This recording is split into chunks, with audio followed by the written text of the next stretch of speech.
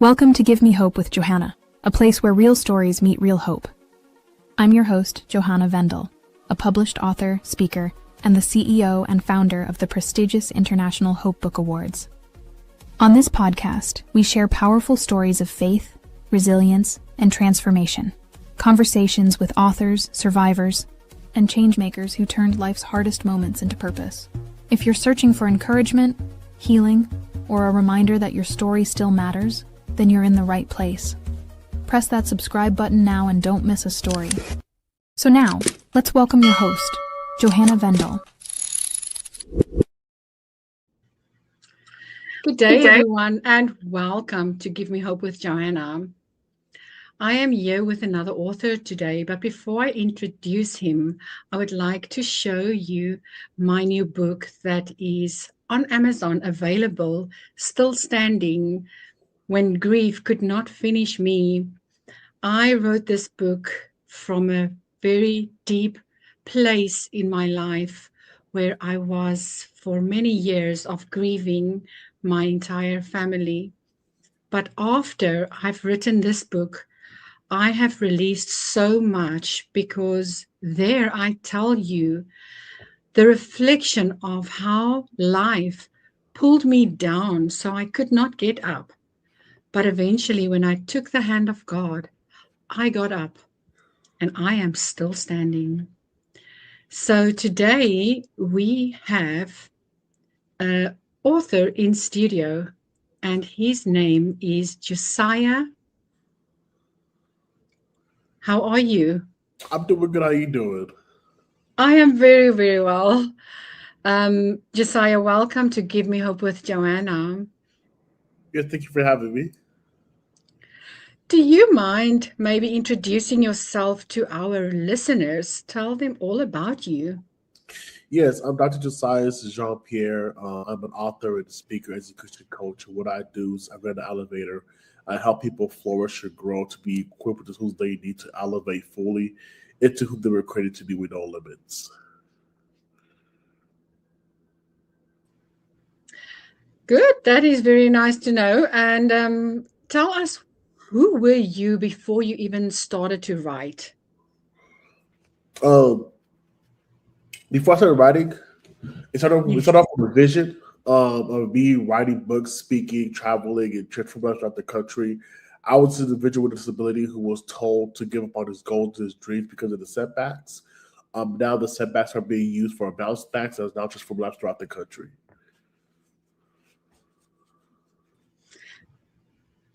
And your speaking engagements, where do you do these? Yeah, I speak on organizations, businesses, colleges, universities, high schools, like Foster high schools, and corporations and government facilities.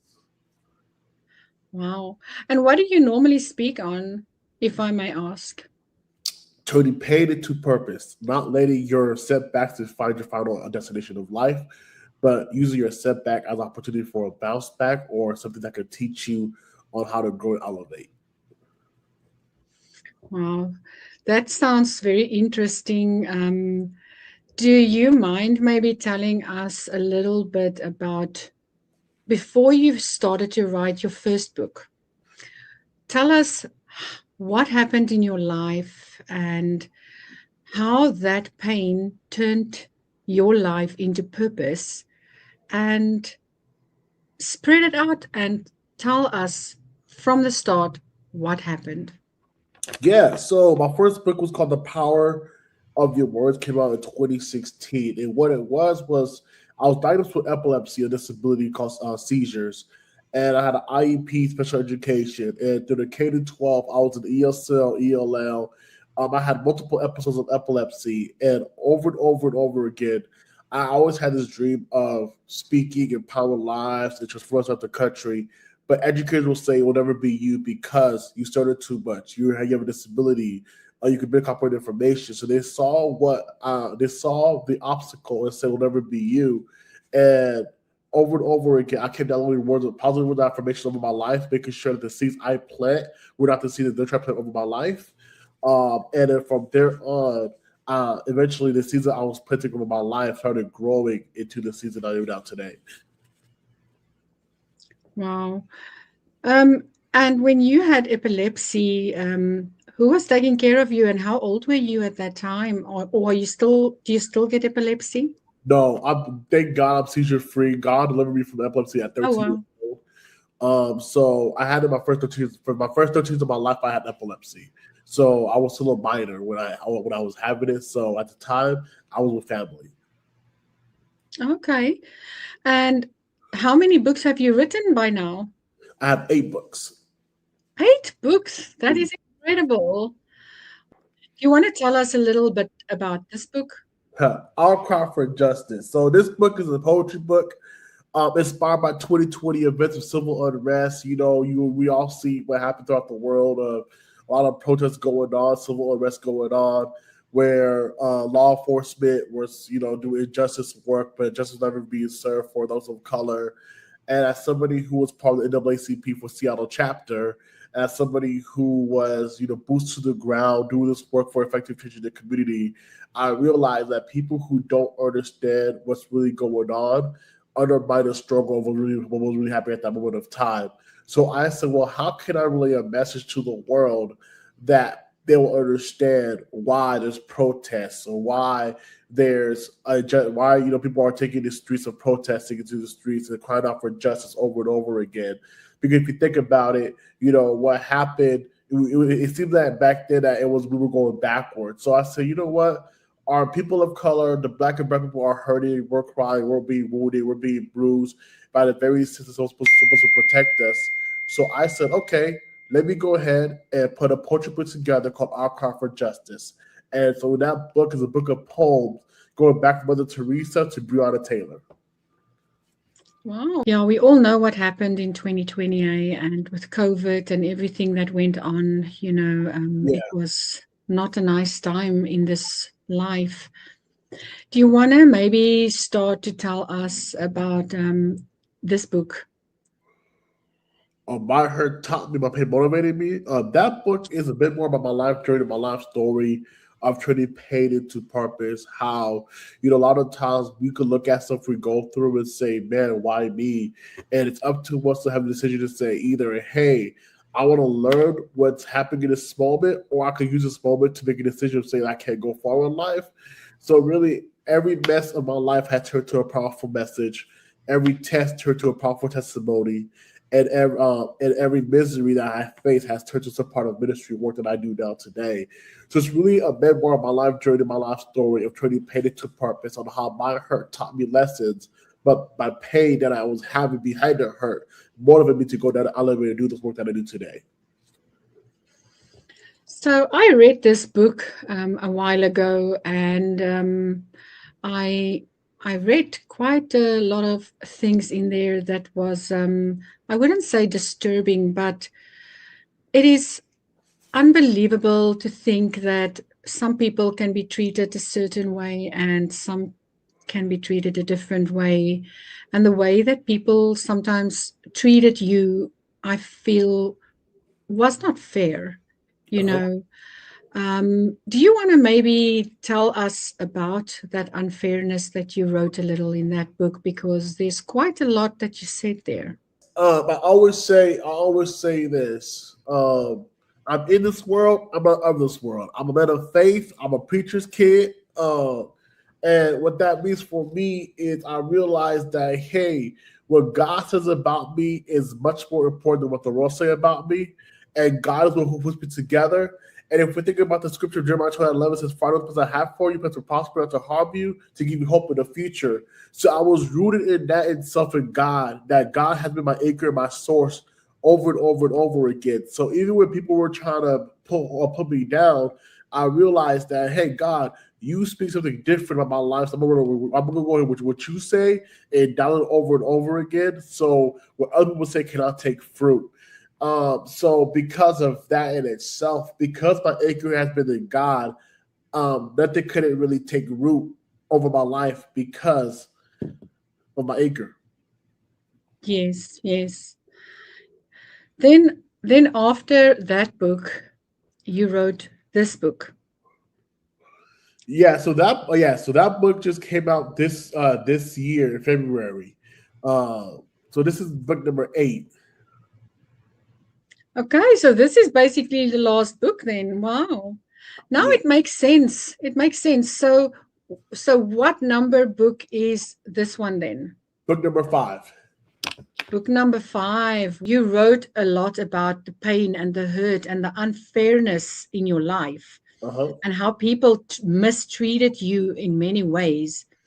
But then I also read this one. So this makes sense that you've written different books in between that first one that I just showed you and this one. Uh-huh. Because with this one, I can see your drive.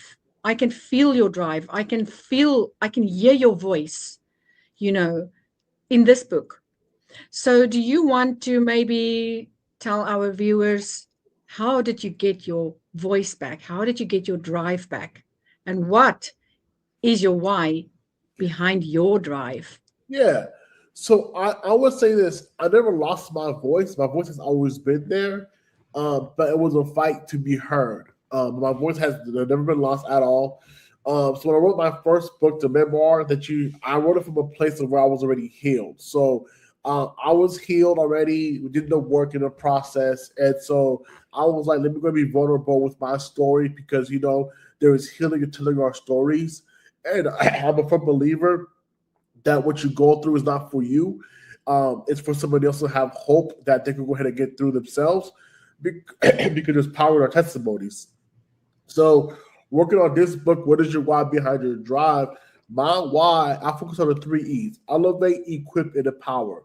To equip people with the tools they need to elevate fully and be empowered to walk fully into who God created to be with no limits. That's my why.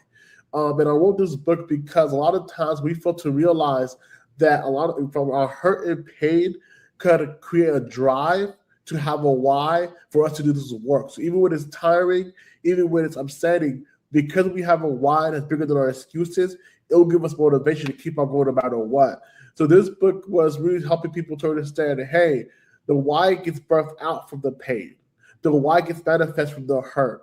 The why gets manifest from life trial tribulations. And if you know how it tastes like, why do you want to repeat it? And so I Yes. always say, if you don't have a why that's bigger than your excuses, then you all some of the excuses. If you don't have a why that does not make you cry, your why is not big enough.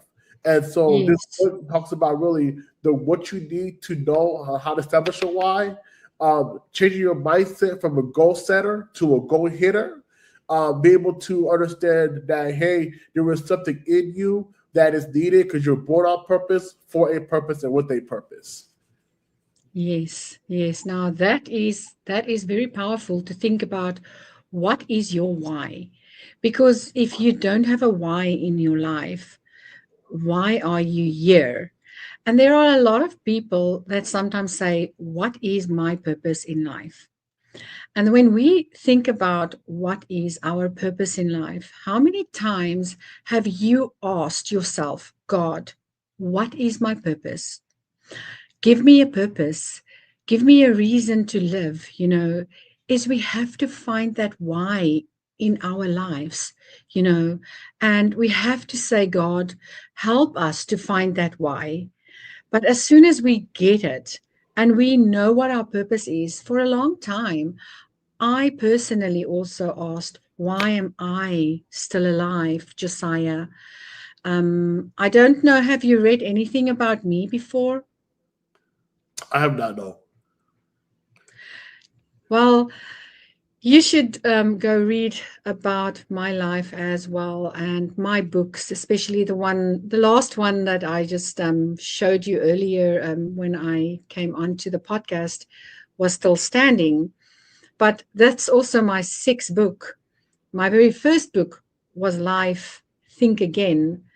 And if you just hear the words life, think again, you think, wow, life, think again. What must we think about? It's that why that you are talking about that we sometimes should think about is why do I have to be here? What is my purpose in life? And if we can all be good to each other and treat each other with respect, I think we will have such a better world and a better life if we can all just treat each other with respect. Because that is what I feel that was in your first book, that was a lot about people not treating people with respect and the hurt of that kind that you carry inside yourself. But after losing my entire family, Josiah, I've lost my mom, my dad, my three sisters, and my brother already. And I'm not even old yet, you know. That's already 6 years ago. So for 6 years, I have been grieving so much that I could not get up.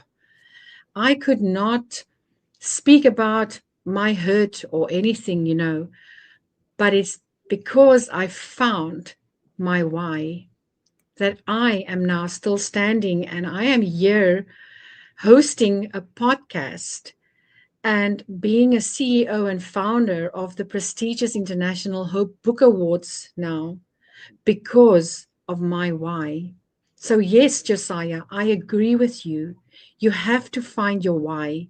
What is your why behind your story?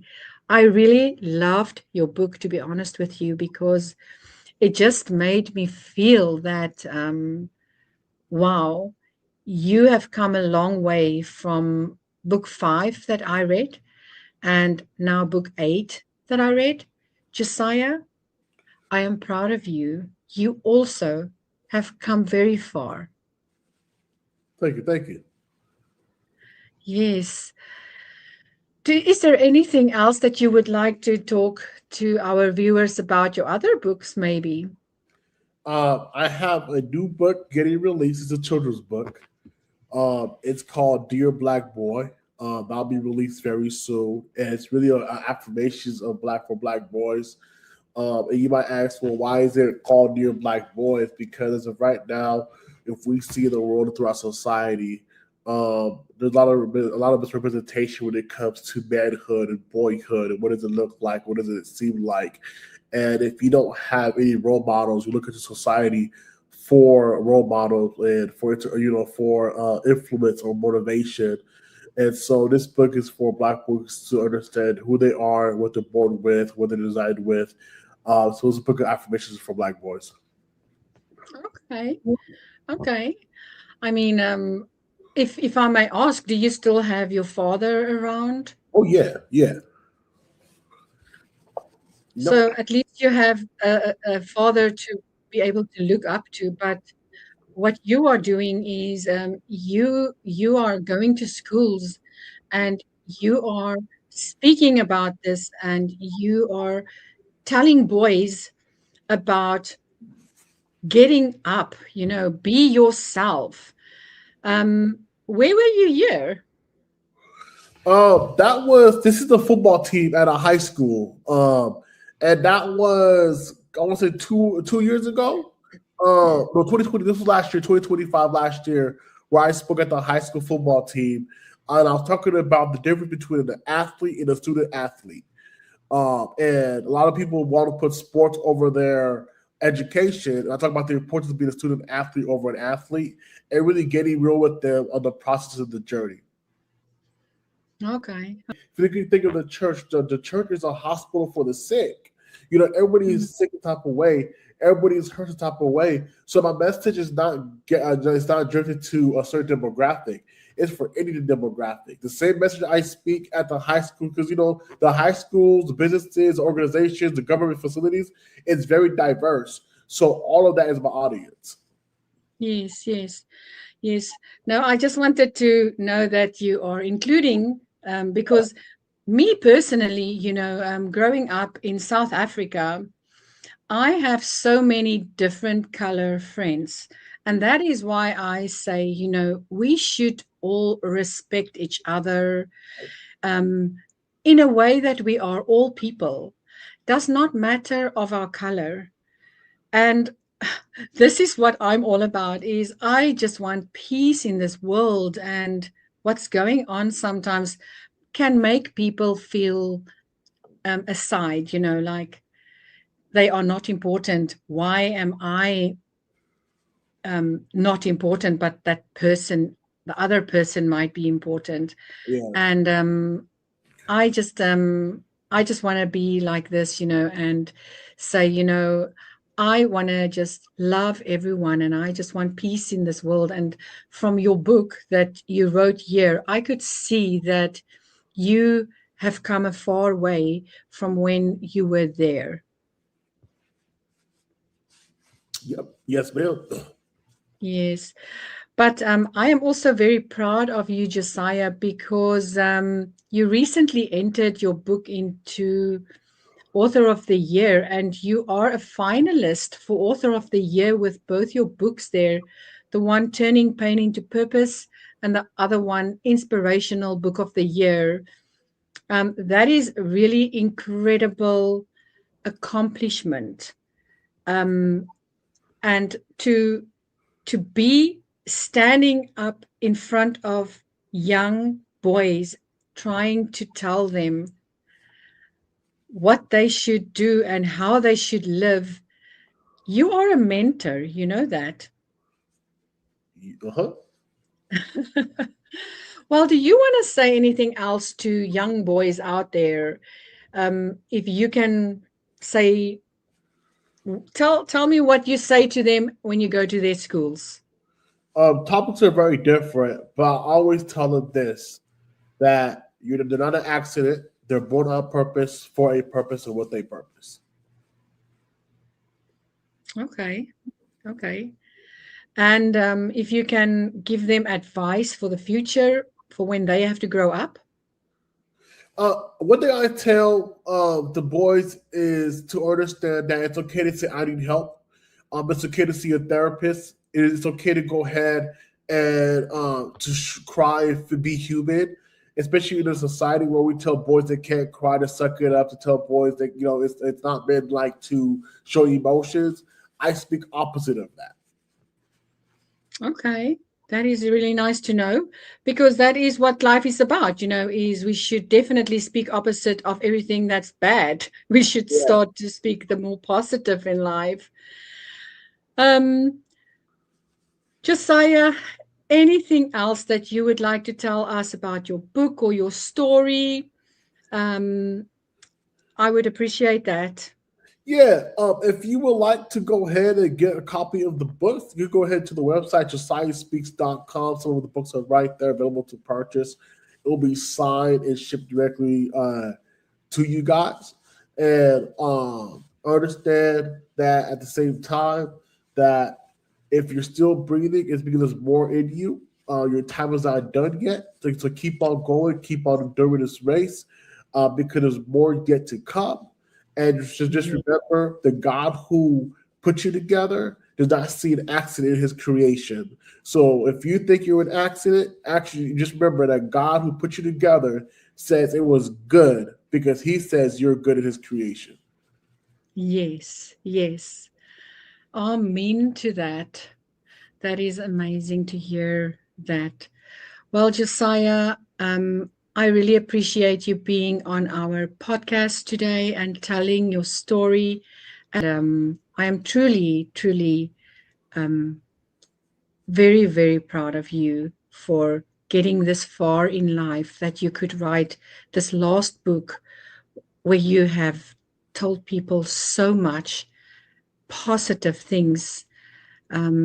And that is where you should carry on, is to spread the positiveness. I am really, really honored to see you in October. I cannot wait to see you and talk to you a little bit more. I know that you are not feeling well today, but I am so grateful that you are here and that you are telling your story today.